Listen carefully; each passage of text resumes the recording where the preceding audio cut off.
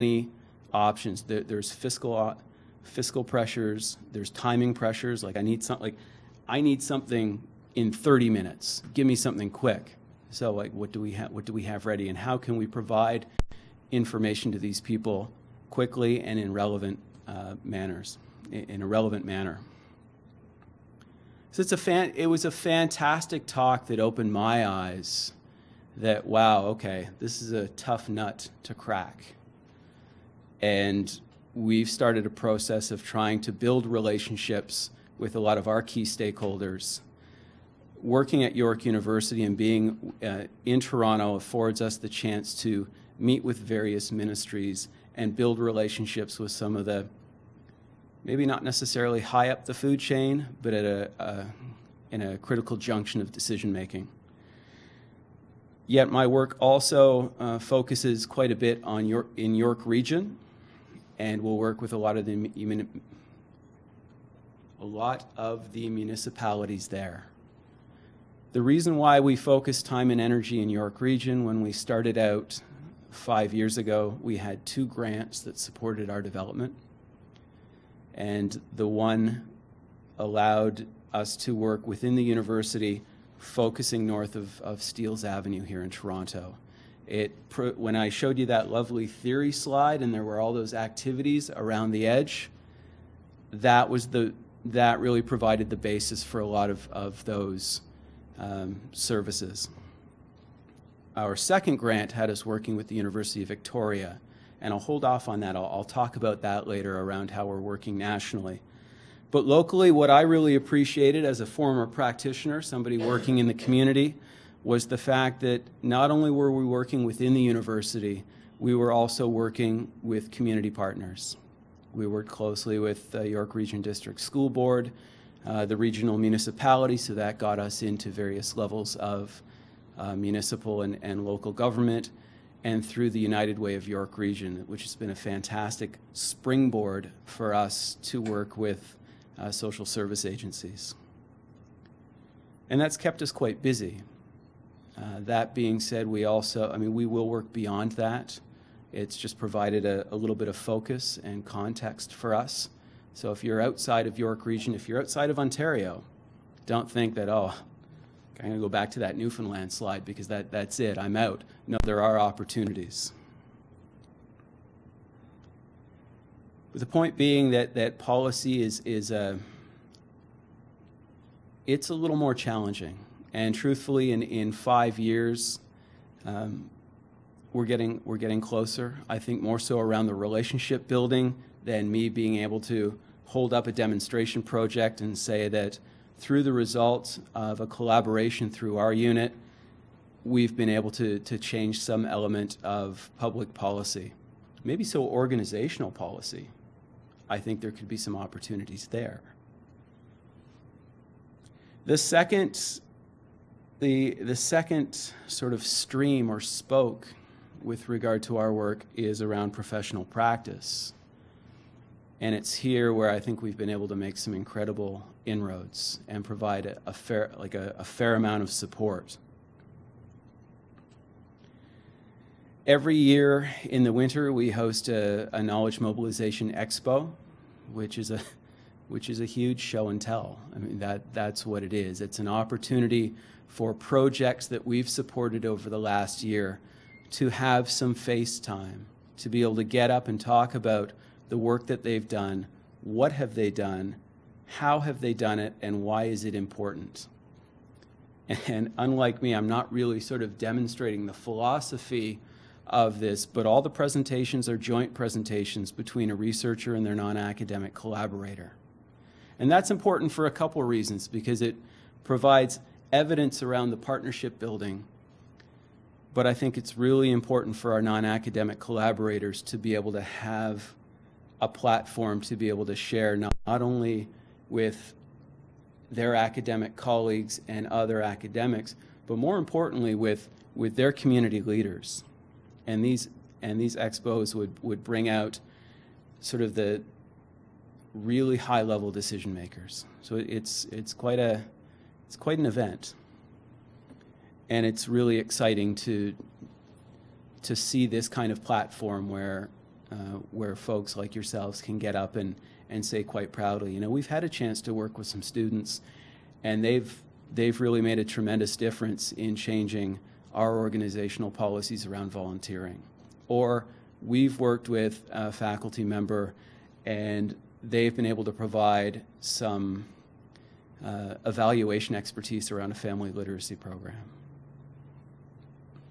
So those are the two sort of streams, and that's about where the constraints end.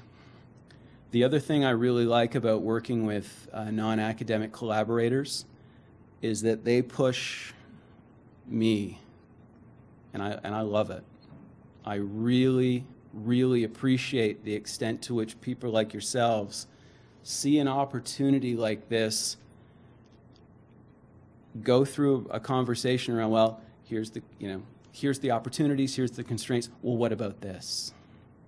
I mean, I've had so many what about this conversations that it's changed the very nature of what we've done in a really good way. We started out in 2006 with a focus around social sciences and humanities research. Like, really, we just didn't want to do anything in the sciences because, as I mentioned, or I may have mentioned, there's a parallel process for them to participate in something like this at universities, and it's called a technology transfer office. So if you're working in the science community and you've invented some kind of product,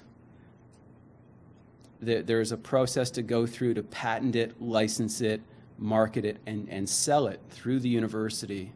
And so we said, we like what they're doing. We want to be doing something like that systematically, yet beyond the sciences. So we have folks from faculty of environmental studies or science and engineering approach us in climate change. Well, what about us? Where's the opportunity for us? And it's like, and that changed the way we operate.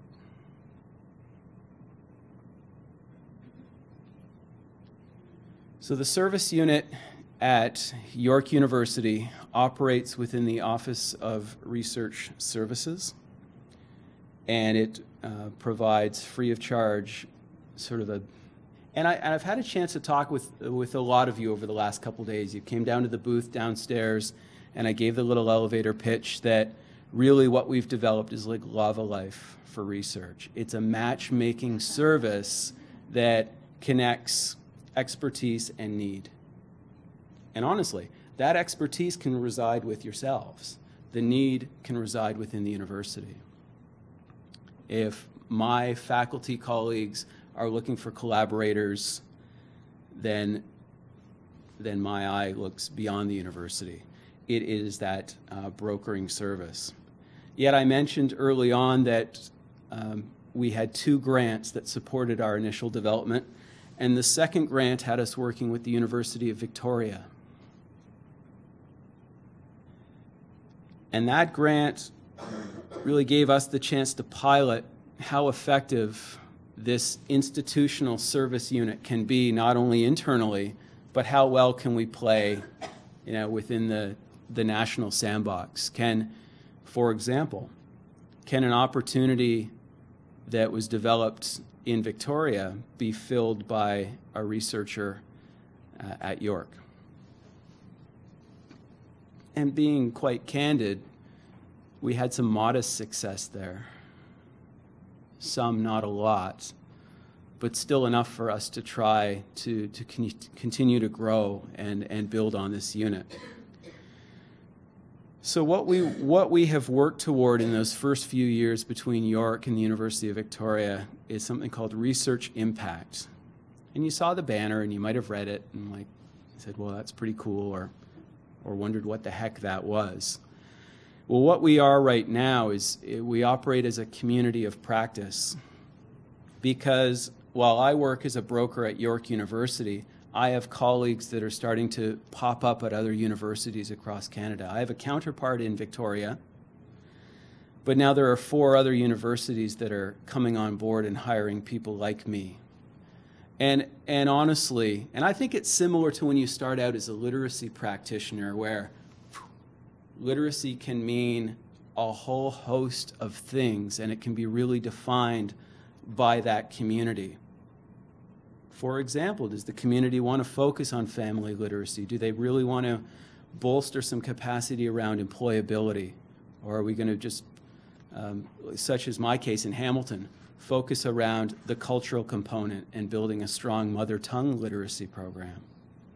So literacy, while there's common philosophies, it's all contextual around the community. Well, it's the same thing with knowledge mobilization. There's different strengths in universities, but more importantly, or perhaps equally as important for me, is the surrounding community has their own priorities. And that's where in my role I'm really trying to play in that intermediary role, that agent of change, and build those kind of relationships to support that. So now there's six of me running around Canada, and fortunately not like me. They're a little more grounded. Yet we're getting together because the work is relatively new, and we're learning from each other around how to do this.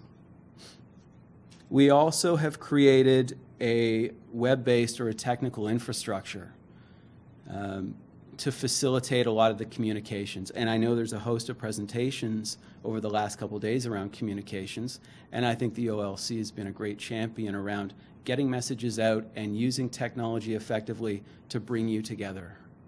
It's what we're trying to do, not only with myself and my 5 colleagues, but a lot of the people that we work closely with, our institutions and a lot of our key stakeholders and partners. So within our website, and it's really the point of entry, the point of access, we're posting videos, stories around what is knowledge mobilization. We are using that as a platform for people to identify, here's my need.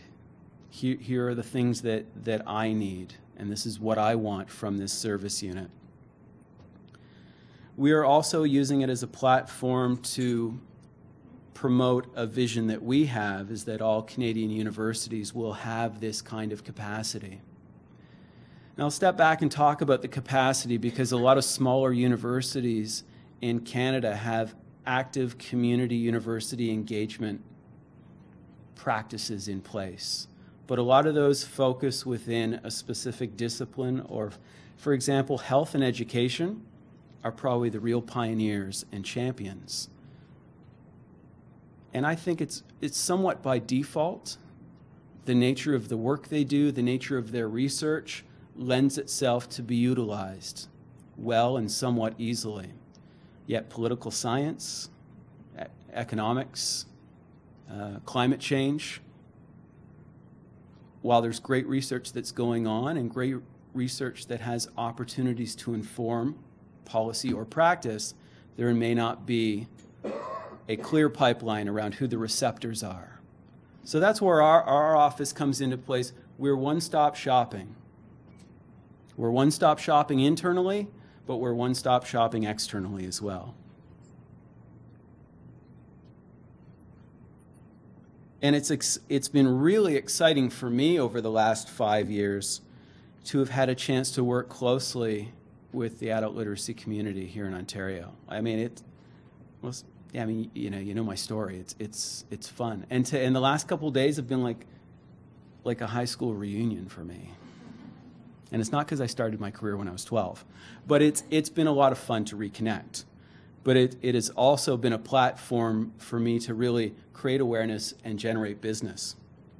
So if there were 400 people here, I had 95 conversations, and I think 35 of them were meaningful. So I'll step back a bit and share some stories and examples about how we've worked with the adult literacy field in Ontario over the last 5 years.